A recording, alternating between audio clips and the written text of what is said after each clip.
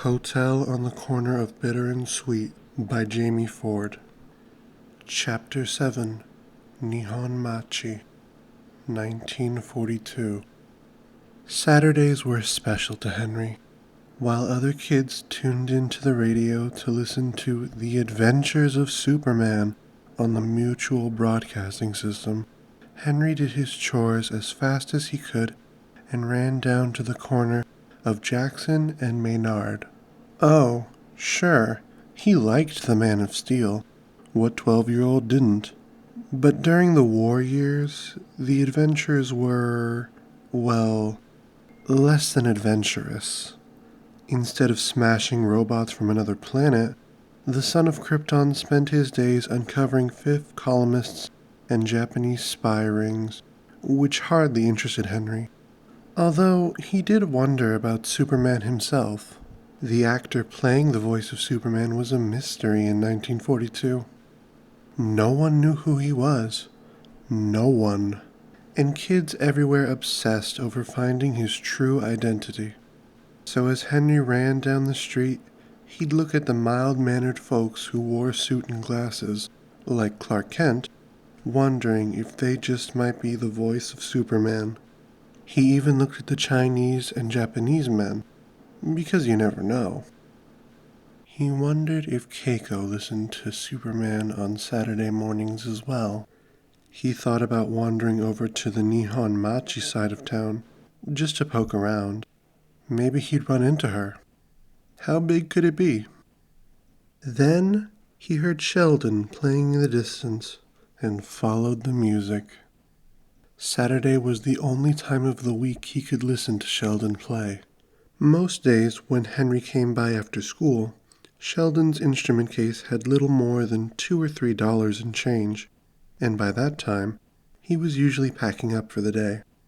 But Saturdays were different.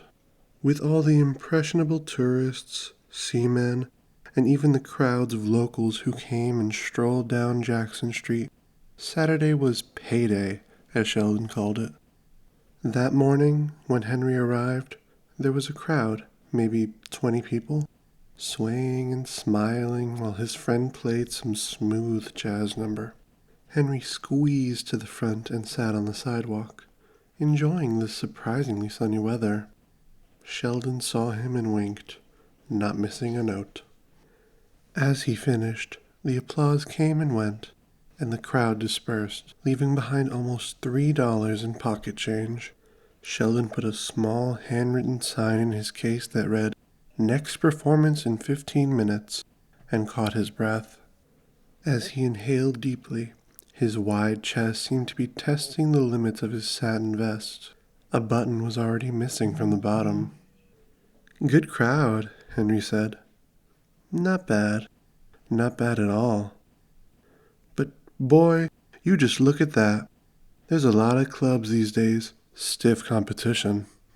Sheldon pointed with his sax to where rows of signs and sandwich boards marked the nightclubs up and down both sides of Jackson. Henry had once wandered the whole area, counting 34 clubs in all, including the Black and Tan, the Rocking Chair, the Umbagi, the Colony Club, and the Jungle Temple. And those were just the official clubs, ones that had glittering neon signs for the world to see. There were countless others tucked away in basements and backroom parlors. His father constantly complained about the racket they made.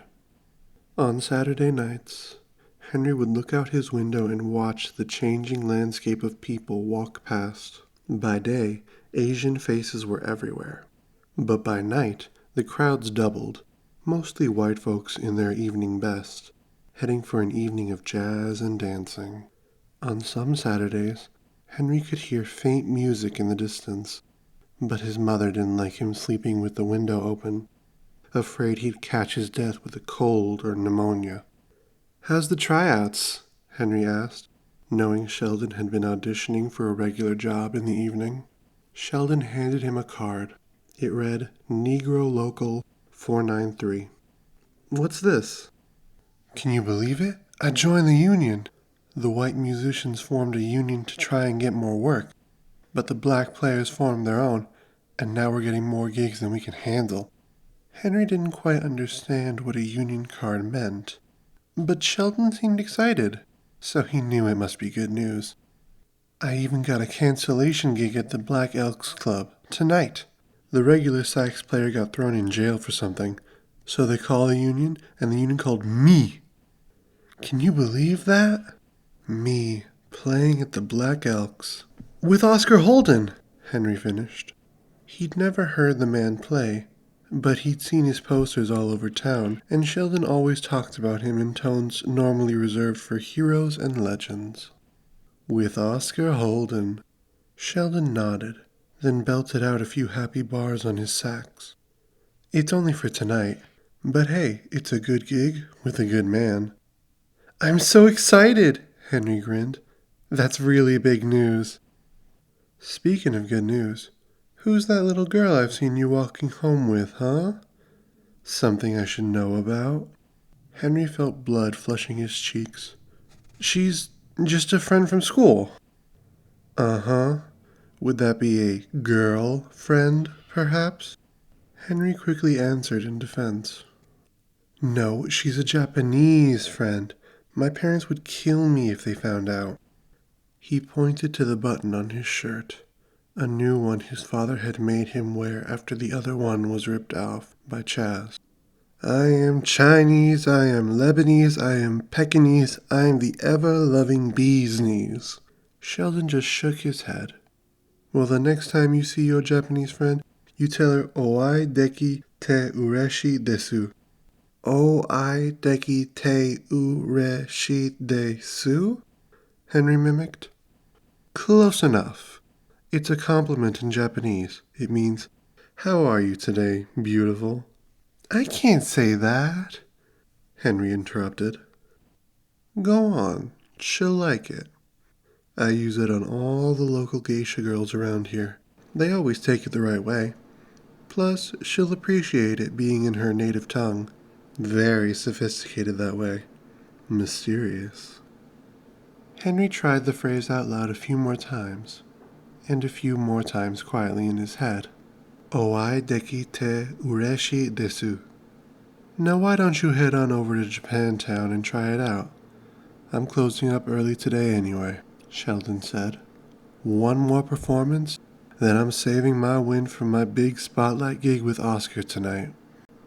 Henry wished he could see and hear Sheldon play with the famed jazz pianist. Wished he could see what the inside of a real jazz club looked like.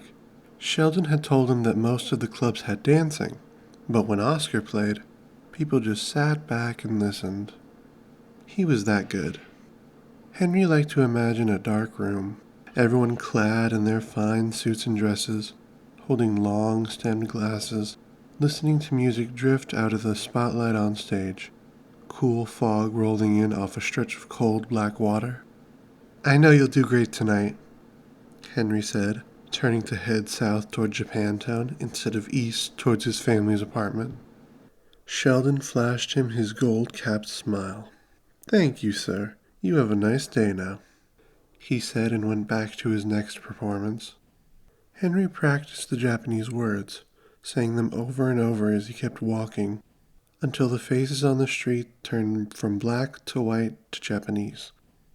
Japantown was bigger than Henry realized, at least 4 times the size of Chinatown, and the further he walked through the crowded streets, the more he realized that finding Keiko might be impossible.